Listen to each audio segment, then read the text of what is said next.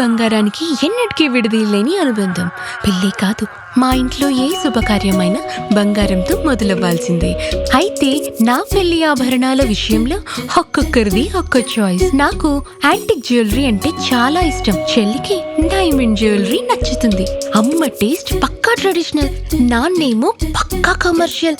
Best price, quality and service కావాలంటాడు.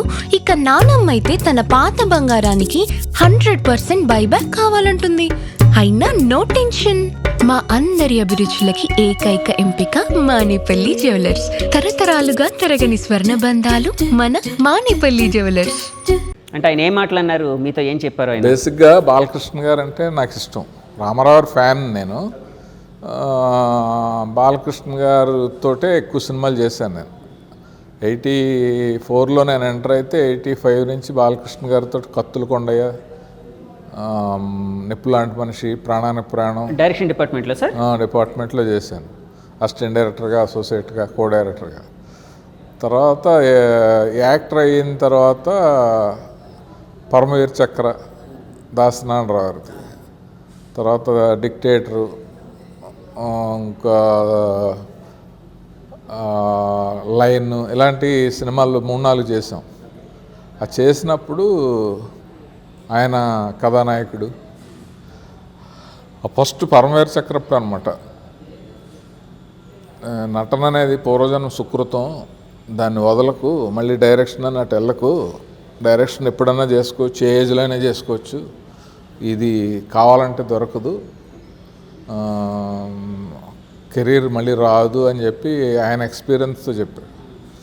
So నేను కూడా ఆలోచించి, ఇప్పుడు డైరెక్షన్ మనం చేయాలని, మన డైరెక్షన్ కోసం అందరూ వెయిట్ చేసి అలాంటి సిచ్యువేషన్ ఏం లేదు కదా. ఇక్కడ ఏంటంటే ఎవరైనా ఎప్పుడైనా ఓ ప్రాజెక్ట్ చేసి సక్సెస్ చేస్తే మళ్ళీ ఇండస్ట్రీ అంతా అతని వెనకాల పడుతుంది. సో అది ఎప్పుడైనా చేయొచ్చు. మన ఫ్యామిలీతో గేమ్స్ ఆడకూడదు. ఇప్పుడు ఉన్న కెరీర్ బాగుంది, మంచి సెలబ్రిటీ హోదా ఉంది, రీజనబుల్గా డబ్బులు వస్తున్నాయి, నేమ్ అండ్ ఫేమ్ ఉంది. సో నాకు ఇష్టమైన ఫీల్డ్లోనే, నాకు ఇష్టమైన సెట్లోనే వర్క్ చేసే జాబ్. సో అన్నీ ఆలోచించి నేను కంటిన్యూ చేశాను. మధ్యలో డైరెక్షన్ ఒకళ్ళిద్దరు అన్నా కూడా రైట్ టైంలో ఒక 100 సినిమాలు అయిన తర్వాత అనుకున్నాను, 200 సినిమాలు అయినాయి. ఇప్పుడు ఈ తర్వాత డెఫినెట్గా ఒక సినిమా చేస్తాను నేను. ఆ సినిమా డిసైడ్ చేద్ది నేను కంటిన్యూ చేయాలా అయిపోవాలా అని. డైరెక్టర్గా మీరు ఒక సినిమా చేస్తారు, దాంతో డిసైడ్ అవుతారు. అంటే అది ఆడిందంటే ఆటోమేటిక్గా ఇండస్ట్రీ కంటిన్యూ చేద్ది, ఆడకపోతే మనం ఆగిపోతాం. ఎప్పుడు సార్, ఎప్పుడు చేద్దాం అనుకుంటున్నారు? మనం అనుకోవటం ఎప్పుడైనా అనుకోవచ్చు, బట్ అన్నీ సెట్ అవటానికి టైం పడుతుంది. సార్ మళ్ళీ బ్యాక్ టు మీ మెమరీస్కి వెళ్ళినప్పుడు, అంటే పాత రోజులకి వెళ్ళినప్పుడు, యాక్చువల్గా సినిమా ఫీల్డ్ అంటే ఇప్పటికి కూడా పేరెంట్స్ అనేవాళ్ళు వద్దు అని చెప్తూ ఉంటారు. అంటే పిల్లలకి అక్కడ అంటే అన్సర్టెనిటీ ఫీల్డ్, ఇది సక్సెస్ రేషియో చాలా తక్కువ ఉంటుంది, సక్సెస్ అవుతాడో లేదో, కెరీర్ పోద్ది అనే కొన్ని భయాలు కావచ్చు, లేకపోతే కొన్ని వ్యసనాలకు లోనవుతారనే భయాలు కావచ్చు. మీరు ఇప్పుడు 1984, 85 ఆ టైంలో వచ్చారు సార్ ఇండస్ట్రీకి. అప్పుడు ఇంకా ఎక్కువ ఉండేదేమో అలాంటి ఇది. సో అలాంటి టైంలో మీ పేరెంట్స్ మీకు ఇచ్చిన సపోర్ట్ కానీ, ఇన్స్పిరేషన్ కానీ ఏంటి సార్? అంటే యాజ్ ఇట్ ఈజ్ మా ఇంట్లో నేను, మా చెల్లి, నేను బీకామ్ చదివాను. ఎక్కడ సార్? పురుషోత్తమపట్నం అండి, రాజమండ్రిలో వీటీ కాలేజీ. ఓకే. నాకు హ్యాబిట్స్గా చూస్తే ఏ హ్యాబిట్ లేదు. ఒక్కనే కొడుకునే ఆస్తి ఉంది. సినిమా ఫీల్డ్కి వెళ్తానంటే విలేజెస్లో అప్పుడు అందరూ సినిమా ఫీల్డ్కి వెళ్తే పాడైపోతారు, తాగుడు అలవాటు అయిపోద్ది, అది అలవాటు అవుద్ది, ఇది అలవాటు అవుద్ది అనే దీంట్లో మా వాళ్ళని అందరూ బెదిరించారు. మా మదర్ కూడా వెళ్ళాలా అప్పుడు నువ్వు అది ఇది అంటే, నాకు ఫస్ట్ ఎస్ఐ అవుదామని ఉండేది. దాని తర్వాత ఈ కోరిక డామినేట్ చేసింది. ఆ టైంలోనే నాకు air force non technical job వస్తే ఒక 15 ఏళ్ళు బాండ్ మీద సైన్ చేయమంటే ఆంధ్ర యూనివర్సిటీలో రిక్రూట్మెంట్ జరిగింది. తెలియకుండా గోడ దూకి వచ్చేసాను నేను. ఎందుకంటే సినిమా ఫీల్డ్కి వెళ్ళలేము, ఇంకా 15 సంవత్సరాలు ఇలా బాండ్ మీద సైన్ చేస్తే మన కోరికంతా ఆగిపోద్ది అని చెప్పేసి వచ్చి, అంటే అక్కడికి వెళ్ళి అందులో సెలెక్ట్ అయ్యి మీరు బాండ్ మీద సంతకం పెట్టాల్సిన టైంలో గోడ దూకి వచ్చేసారు. సో అంత స్ట్రాంగ్గా ఉంది సినిమా ఫీల్డ్కి వెళ్ళాను. అప్పుడు మా మదర్తో చెప్పాను, అమ్మ నాకు అలవాట్లు అయిపోతాయనే భయంతో కదా నువ్వు ఇలాగ అనుకుంటా, నేను ఇప్పుడు ఎలా వెళ్తున్నానో అలాగే తిరిగి వస్తాను, సాధించినా సాధించకపోయినా అని మాట ఇచ్చాను. ఆ మాట ప్రకారమే ఇప్పటి వరకు కనీసం ఒక బీర్ డ్రాప్ కూడా టచ్ చేయలేదు నేను. సిగరెట్ కానీ బ్యాడ్ హ్యాబిట్స్ ఏమీ లేవు. ఫస్ట్లో కొంచెం కంగారుగా ఉండేది, ఫ్రెండ్స్ ప్రెజర్ చేసేవాళ్ళు, కానీ తర్వాత నా గురించి తెలిసాక వాళ్ళతోటి కంపెనీ ఇస్తాను కానీ హ్యాబిట్ సైడ్ అవలా. సో అందువల్ల మా వాళ్ళందరూ హ్యాపీ. సార్ యాక్చువల్గా అప్పటి వాతావరణంలో మీరు ఇండస్ట్రీకి వెళ్ళడం ఒక సెన్సేషన్. మీ ఊరు నుంచి ఇండస్ట్రీకి వెళ్తున్నాడు ఒక మనిషి అని.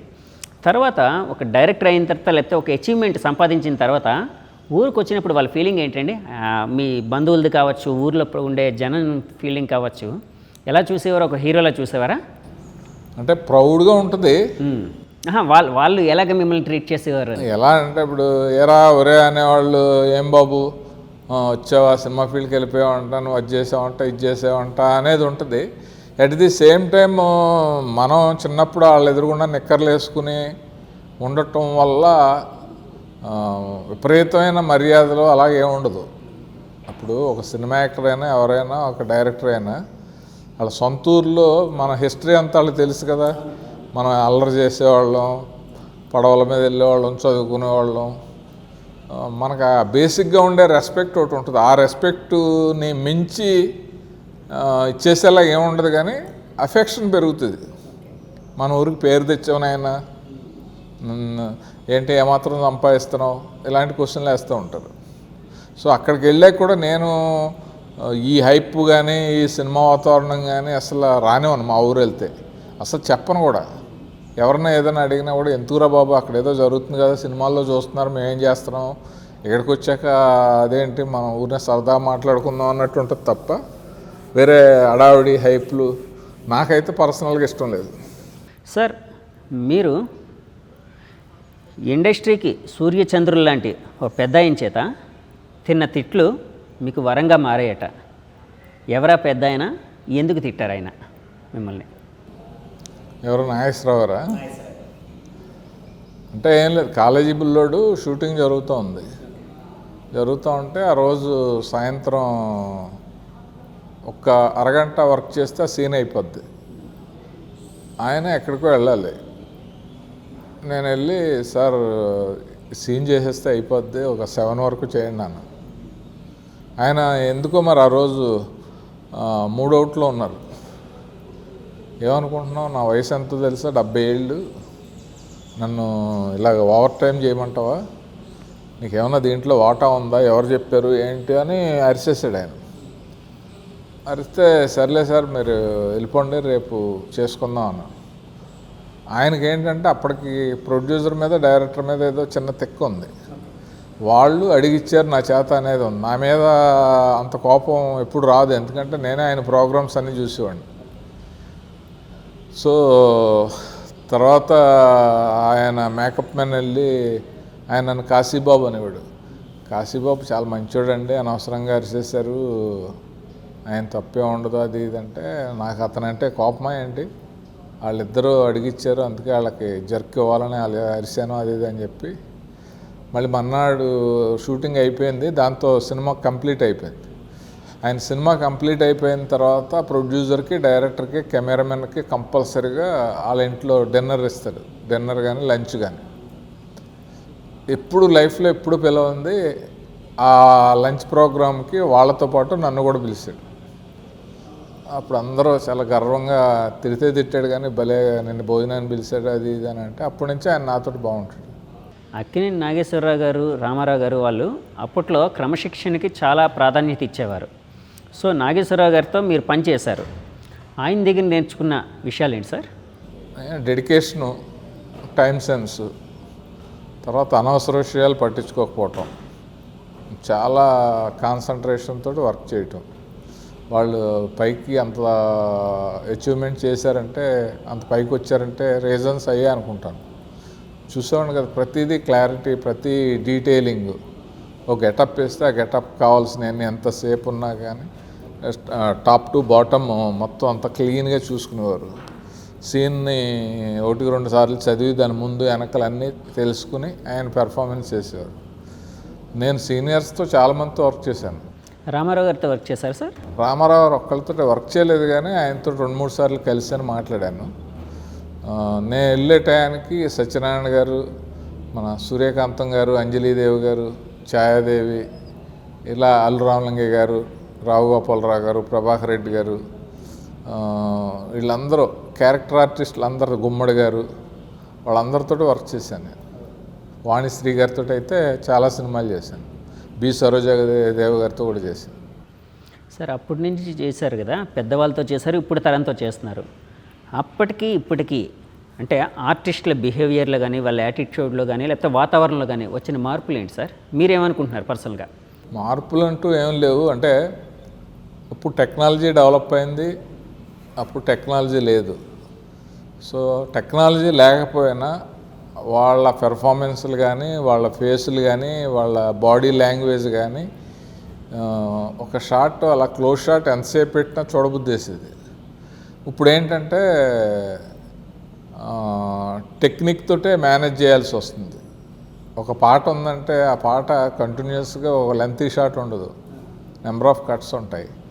అప్పుడు మనం పాత పాటలు అన్నీ చూస్తుంటే బ్లాక్ అండ్ వైట్ అయినా ఎంతసేపు అయినా అలా చూడబుద్ధి వేస్తుంది. లాహిరి లాహిరి అనే పాట చూస్తుంటే వెన్నెల్లో మనమే వెళ్ళి విహరిస్తున్నట్టు ఉంటుంది. సో ఇప్పుడున్న సిచ్యువేషన్కి ఇప్పుడున్న వాళ్ళు కూడా వాళ్ళకంటే ఎక్కువ హార్డ్ వర్క్ చేస్తున్నారు. ఇప్పుడు హీరోలు ఉన్నారు, అప్పుడు హీరోలకి అస్సలు ఇంత కష్టం ఉండేది కాదు. ఇప్పుడు హీరోలు మామూలుగా లేరు. వాళ్ళు చేసే డ్యాన్స్కి మోకాళ్ళు అరిగిపోయి నొప్పులు వచ్చేసి, తర్వాత ఈ యాక్షన్ సీన్స్ కానీ, ఫైట్స్లో కానీ రిస్కులు చేసి డూపులు లేకుండా చాలా కష్టపడుతున్నారు. అప్పుడు హీరోలకి ఇంత కాంపిటీషన్ లేదు, ఇంత ప్రూవ్ చేసుకోవాలి అనే సిచ్యువేషన్ లేదు. కాబట్టి ఒక 4 పాటలు, 2-3 ఫైట్లు, ఆ ఫైట్లు కూడా మామూలు సాదాసీదాగా ఉంటే చాలు అన్నట్టు ఉండేది. దాని కాంపిటీషను మీడియా కానీ, టీవీలు కానీ ఏమి లేవు కదా అప్పుడు. ఇప్పుడు సోషల్ మీడియా వచ్చింది, టీవీలు వచ్చినాయి, వెబ్ సిరీస్ వచ్చినాయి, సీరియల్స్ వచ్చినాయి, తర్వాత ఈ షోలు వచ్చినాయి. ఇవన్నిటిని దాటుకొని సినిమాల్లో కంటెంట్ ఉండి ఎక్స్ట్రాడినరీగా ఉందంటే చూసేలా ఉంటుంది ఇప్పుడు. సో అంత కాంపిటీషన్ ఉంది సినిమాకి. అంటే అప్పట్లో అంటే చాలామంది పెద్దవాళ్ళు అంటూ ఉంటారు, అప్పట్లో ఇండస్ట్రీ చాలా ఎథికల్గా మాట మీద అంటే నోటు రాసుకోవాల్సిన పరిస్థితి ఎప్పుడు ఉండేది కాదు, అగ్రిమెంట్ చేసుకోవాల్సిన పరిస్థితి లేకుండా మాట మీద సాగేది. కానీ ఇప్పుడంతా పేపర్ బాండెడ్ అయిపోయింది. అగ్రిమెంట్ రాసుకొని అగ్రిమెంట్లు కూడా చెల్లకుండా కోర్టులకు వెళ్ళి అంటే రకరకాల ఈ వివాదాలు ఇలాంటివన్నీ వస్తూ, సో ఇండస్ట్రీ అట్లా మారిపోయింది అని చాలామంది చెప్తూ ఉంటారు. నిజమేనంటారా సార్? అదేం లేదు, ఎందుకంటే అప్పట్లో కూడా అగ్రిమెంట్స్ ఉండేవి, అగ్రిమెంట్లు ఉండేవి, ఈ బాండ్స్ ఉండేవి, అన్నీ ఉండేవి. కాకపోతే వాటికి వాల్యూ ఇచ్చి ఉండిపోయేవారు. ఇప్పుడు రామారావు ఉన్నారు, విజయాల్లో నెలకింత జీతం చొప్పున పనిచేయాలి అని ఉండేది. ఆయన సినిమాలు సూపర్ హిట్ అయ్యాయి. ఆయన బయటకు వస్తే ఆయనకి పెద్ద రెమ్యునరేషన్ ఇస్తారు, కానీ ఆ విజయాల్లో ఆయన కట్టుబడి అలా చేసేవారు. ఆర్టిస్టులు అందరూ కూడా అగ్రిమెంట్స్ అంటే అగ్రిమెంట్స్. రామానాయుడు గారు ఉన్నారంటే ఆయన డేట్లు అంటే డేట్లు, డబ్బులు అంటే డబ్బులు, డబ్బులు అలా పర్ఫెక్ట్గా ఇచ్చేవారు, డేట్లు అలా తీసుకునేవారు. ఇప్పుడు ఏంటంటే సిచ్యువేషన్ బట్టి బిహేవ్ చేస్తున్నారు. ప్రొడ్యూసర్స్లోనూ డబ్బులు ఎగ్గొట్టే వాళ్ళు ఉంటారు, యాక్టర్స్లోనూ మాట తప్పేవాళ్ళు ఉంటారు, ఇచ్చిన డేటు కాకుండా బయటకు వెళ్ళే వాళ్ళు ఉంటారు. సో వాళ్ళు ఉంటారు, వీళ్ళు ఉంటారు. కాబట్టి ఎవరు సిన్సియర్గా ఉంటారో వాళ్ళ కెరీర్ అలా ఉంటుంది, ఎవరు ఉండరో వాళ్ళ కెరీర్ ఇంకోలా ఉంటుంది. సో ఆ ఎథిక్స్ అనేవి ఇప్పుడు తగ్గాయి అనే మాటని ఏకీభవిస్తారా సార్ మీరు? 100% ప్రతి దాంట్లోనూ తగ్గినాయి. ఎథిక్స్ అనేవి మెయింటైన్ చేసేవాళ్ళు ఎప్పుడు బాగానే ఉన్నారు. వాటిని ఓవర్లుక్ చేసిన వాళ్ళు, వాటిని పాటించిన వాళ్ళు కూడా బాగానే ఉన్నారు. క్రైమ్ ఇక్కడే ఉంటుంది, పనిష్మెంట్ కూడా ఇక్కడే ఉంటుంది అని నమ్ముతాను నేను. ఎవరు తప్పు చేసినా వాళ్ళకి ఏ యాంగిల్లో ఎప్పుడు పనిష్మెంట్ వస్తుందో అనేది మనం చూస్తూనే ఉంటాం. ఏదో పూర్వం చెప్పేవారు, ఇప్పుడు తప్పు చేస్తే పైకి వెళ్ళాక సలసలా కాగే నూనెలో వేపుతారు, సోలాలతో పొడుస్తారు అని. అది ఏమీ కాదు. నా ఉద్దేశం ఇక్కడ మనం మంచి చేసుకుంటే మనకు మంచి జరుగుతుంది, చెడు చేసుకుంటే ఏదో ఒక పాయింట్లో ఆ చెడు రిఫ్లెక్షన్ జరుగుతూ ఉంటుంది. సార్ ఇప్పుడు మీరు రామారావు గారి వీరాభిమాని, అభిమానిగా ఉన్నాను అని అన్నారు కదండి రామారావు గారు, శ్రీదేవి. శ్రీదేవి గారు. సో రామారావు గారిని ఫస్ట్ టైం కలిసినప్పుడు మీ ఆ ఫీలింగ్ ఎలా ఉంది సార్ అప్పుడు? రామారావు గారిని చాలాసార్లు కలిసామంటే చూడటం వేరుని కలిసి మాట్లాడడం వేరు. ఇండస్ట్రీకి రాకముందు 3-4 సార్లు ఒక పెళ్ళికి వస్తే సీతనారంలో చూశాను నేను. తర్వాత శ్రీరామ్ పట్టాభిషేకం షూటింగ్కి వెళ్ళినప్పుడు రాముడు గెటప్లో చూశాను. తర్వాత 83లో కాకి డ్రెస్ వేసుకుని ఆయన మొత్తం యాత్ర చేసి మొత్తం తెలుగుదేశం క్యాంపెయినింగ్ వచ్చినప్పుడు అని అవును అప్పుడు చూశాను. దాని తర్వాత మెడ్రాస్ వెళ్ళిన తర్వాత ఆయన్ని మామూలుగా 2 సార్లు చూశాను. సామ్రాట్ అశోక్ అప్పుడు ఒకటిని, బ్రహ్మర్షి విశ్వామిత్ర అప్పుడు ఒకటి డైరెక్ట్గా వెళ్ళి కూర్చుని ఆయనతో మాట్లాడాం. ఆయన టీ ఇచ్చారు. ఏంటి బ్రదర్ ఏం జరుగుతుంది అన్నారు. శరత్ గారు కూడా వెళ్ళాను ఫస్ట్. ఆయన సినిమాలకే 2 ఒకసారి డబ్బింగ్ అప్పుడు నాచారంలో ఆయన స్టూడియోలో జరుగుతూ ఉంటాయి. సార్ టీ చాలా బాగుంది, క్యాలెండర్ ఒకటి కావాలంటే దానిదే ఉంది భాగ్యం అని చెప్పి లోపలికి వెళ్ళి ఆయన బ్రహ్మర్షి విశ్వామిత్ర క్యాలెండర్ ఇచ్చారు నాకు. సో అలా కొన్ని మెమరీస్ ఉన్నాయి. ఆయనకి ఎప్పుడైనా చెప్పారు సార్ నేను మీ అభిమానిని సార్ అని ఎప్పుడైనా చెప్పారా? ఎవరైనా ఇప్పుడు ఆయన ఫేస్ చూస్తే అభిమాని కానోడు కూడా దగ్గరికి వెళ్ళాక నేను మీ అభిమాని సార్ అనేస్తాడు. వచ్చేటప్పుడు కాళ్ళకి దండం పెట్టి వస్తాడు. అది ఆ విగ్రహంలో ఉన్న గొప్పతనం అది. ఎందుకంటే ఆయన ఫేస్ చూసి నెగిటివ్ మాట్లాడలేము, అంత గొప్ప పవర్ ఉంది.